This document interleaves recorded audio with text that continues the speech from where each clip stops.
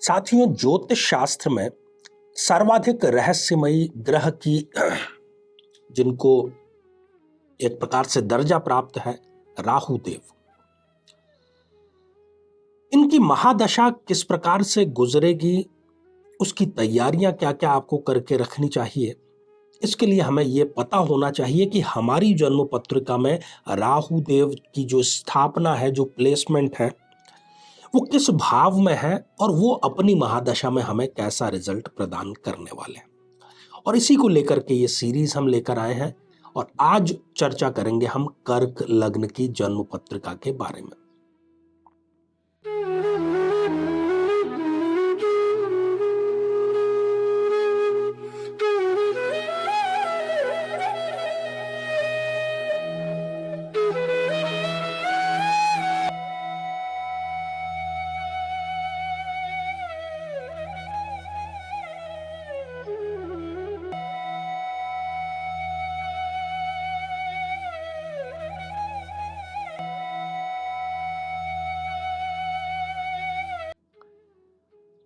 तो मेरे बहुत ही प्रिय और बेहद सम्मानित साथियों, हृदय की असीम गहराइयों से अभिनंदन, बहुत बहुत हार्दिक स्वागत।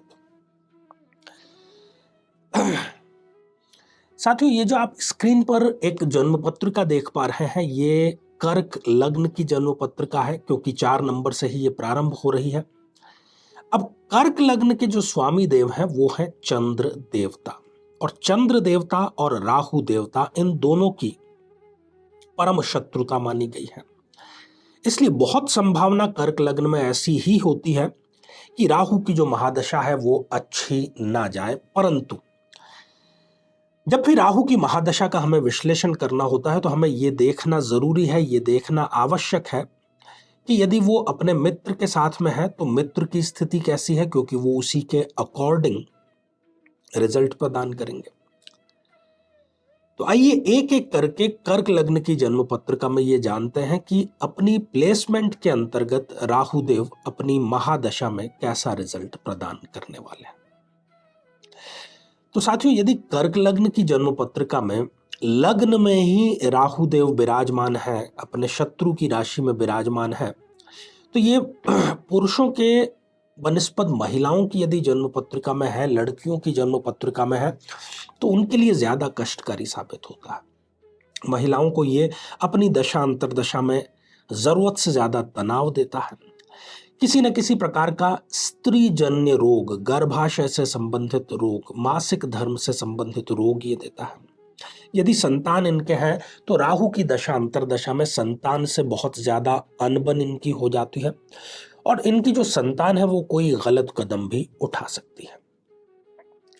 यदि धन भाव में, जहां पर की सिंह राशि है, यदि यहां पर राहु देव विराजमान है, तो राहु की दशा अंतरदशा में ये जो जातक है ये स्वयं ही अपनी वाणी से बोल करके अपना बनता हुआ काम बिगाड़ने का कार्य करता है।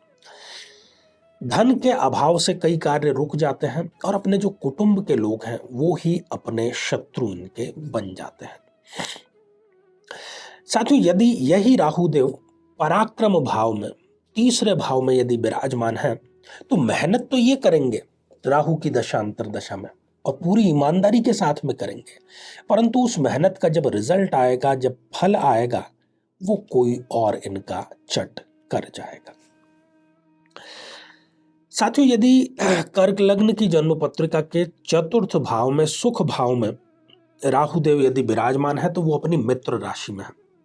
अब यहां पर यह देखना होगा कि यदि कुंडली में शुक्र देव बहुत अच्छी स्थिति में है तो ये राहु की दशा अंतरदशा में बहुत तरक्की करेंगे, मकान ये खरीदेंगे, लग्जरी गाड़ी ये खरीदेंगे, ग्लैमर के फील्ड से किसी ना किसी तरीके से ये जुड़ेंगे और उसमें इनको लाभ भी जरूर प्राप्त होगा।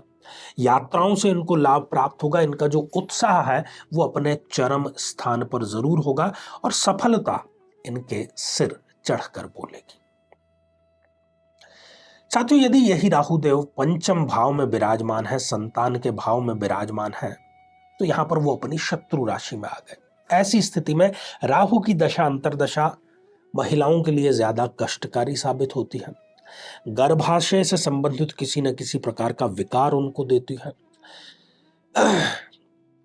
गर्भाधान इनका हो जाता है, परंतु किसी न किसी कारण से गर्भपात की समस्या इनको देता है, संतान में डीले हो जाता है, या संतान से किसी न किसी प्रकार की जो अनबन है वो यहाँ पर राहु देव इनको स्पष्ट रूप से देते हैं अपनी दशा अंतर्दशा में। साथियों, यदि छठे भाव में, षष्ठ भाव में रोग, ऋण और रिपु का भाव है, यहां पर भी राहु देव अपनी शत्रु राशि में आ गए, नीच राशि में आ गए, ऐसी स्थिति में भी राहु की दशा अंतर्दशा इनके लिए ठीक नहीं होगी। तंत्र का तंत्र अर्थात नर्वस सिस्टम से संबंधित किसी न किसी प्रकार की समस्या, सर्वाइकल से संबंधित किसी न किसी प्रकार की समस्या, साइटिका से संबंधित समस्या, या जिसको हम कहें कि मांसपेशियों में किसी न किसी प्रकार का जो विकार है वो राहु देव जरूर देते हैं। हड्डियों और खासतौर पर घुटनों से संबंधित समस्या इनको आ सकती है। परिवार से इनकी एक प्रकार से दूरी हो जाती है, ना परिवार इनको पसंद करता है, ना ये परिवार को पसंद करता है, और अकारण ही बिना किसी कारण के कोर्ट के चक्कर इनके लगते हैं। दूसरों की प्रॉब्लम से इनको हानि होती है, ये दूसरे की प्रॉब्लम सॉल्व करने जाएंगे और वहां पर खुद प्रॉब्लम में फंसते चले जाएंगे। साथियों, यदि यही राहुदेव सप्तम भाव में विराजमान है तो यहां पर आ तो गए वो मित्र राशि में, परंतु मैंने अभी आपको पहले भी बतलाया कि मित्र राशि में होते हुए भी देख रहा है कि कुंडली में उस मित्र की क्या स्थिति है। तो शनिदेव की राशि में ये आ तो गए, परंतु शनिदेव इस जन्म पत्रिका में एक प्रबल मारक ग्रह है। अब यदि शनिदेव की स्थिति फिर भी कहीं ना कहीं यदि उच्च की है तब तो फिर सारी चीजें ठीक है, नहीं तो जीवन साथी से इनको अनबन प्रदान करना, और खास तौर पर यदि ये कुंडली नहीं मिला करके विवाह संपन्न करते हैं तब तो इस प्रकार का धोखा इनके साथ में अवश्य होता है। पार्टनरशिप में भी इनका जो पैसा है वो फंस जाता है, पार्टनर इनको धोखा दे देता है। तो पार्टनर से और अपने जीवन साथी से, दोनों से इनको किसी न किसी प्रकार की समस्या राहु की दशा अंतर्दशा में अवश्य होती है। साथियों, यदि यही राहुदेव अष्टम भाव में विराजमान है तो इनको कोई पुरानी बीमारी या पुरानी समस्या राहुदेव की महादशा के प्रारंभ होते ही इनका स्वागत करने के लिए आ जाती है। स्थिति तनावपूर्ण हो जाती है और झूठे आरोपों का भी इनको सामना करना पड़ सकता है। साथियों, यदि यही राहुदेव भाग्य स्थान पे फिर ये आ गए अपनी शत्रु राशि में, तो यहां पर वो इनको पिता से सेपरेशन दे देगा। अगर ये बहुत अच्छे समय को गुजार रहे थे, पहले एक सेलिब्रिटी भी थे, एक उदाहरण के लिए बतला रहे हैं, तो ये सेलिब्रिटी से डायरेक्ट एक भीड़ का हिस्सा तक बन जाते हैं। इस प्रकार से इतना उल्टा समय ये लेकर के आता है राहुदेव इनके लिए। यदि राहुदेव कर्म भाव में विराजमान है तो इनके कार्य में अस्थिरता आएगी, ये चाहते हुए भी स्थायी रूप से कार्य नहीं कर पाएंगे, जीवन में भटकाव इनका चलता रहेगा। स्थापित जो कार्य है वो भी इनका समाप्त हो जाता है और उच्च पद से निम्न पद पर, जिसको कि हम कहते हैं कि पदावनति इनकी हो जाती है और सब कुछ इनसे लगभग छिनने की स्थिति में आ जाता है। यदि राहुदेव लाभ भाव में है तो इनके लिए राहुदेव चरम सुख की स्थितियां लेकर के आते हैं। निवेश कई गुना इनको बढ़ा करके रिटर्न मिलेगा और आय के एक से अधिक बल्कि दो से भी अधिक स्रोत इनके लिए राहु की दशा में उत्पन्न हो जाते हैं। बस शर्त यह है कि शुक्र की स्थिति इस जन्म पत्रिका में ठीक ठाक हो। यदि व्यय भाव में राहुदेव है तो इनको संतान से लाभ जरूर होता है। ये खर्च जितना अधिक करेंगे उतनी ही इनकी आय बढ़ती चली जाएगी, घर से दूर जाकर के इनकी तरक्की होगी और एक एनआरआई का तमगा भी इनको मिल सकता है। ये सारी बातें जानने, समझने, देखने से पहले आपको देखना चाहिए कि कहीं राहुदेव 0 डिग्री, 1 डिग्री या 28-29 जैसी अंतिम डिग्रियों के ना हो। अब उपाय की बात करते हैं कि यदि कुछ नेगेटिव परिणाम आपको मिलने वाले हैं तो आपको महादेव पर शहद मिश्रित जल से अभिषेक नियमित रूप से अवश्य करना चाहिए। जीवन में किसी समस्या का सामना कर रहे हैं, जैसे कि शादी में देरी होना, पति पत्नी में मनमुटाव या तलाक तक की नौबत आ जाना, संतान का प्राप्त न हो पाना, नौकरी या धन प्राप्ति में बाधा आना, जीवन के प्रत्येक क्षेत्र में किसी न किसी प्रकार की बाधा आना, तो आज ही अपनी जन्म पत्रिका का संपूर्ण विश्लेषण करवाएं और पाएं समस्या से सदैव के लिए मुक्ति। तो आइए साथियों, आप बढ़ते हैं आज के हमारे कमेंट के चरण की तरफ। और पहला ही कमेंट अंजलि सोनी जी ने लिख भेजा है, भगवान सबको अपना प्यार दे दे।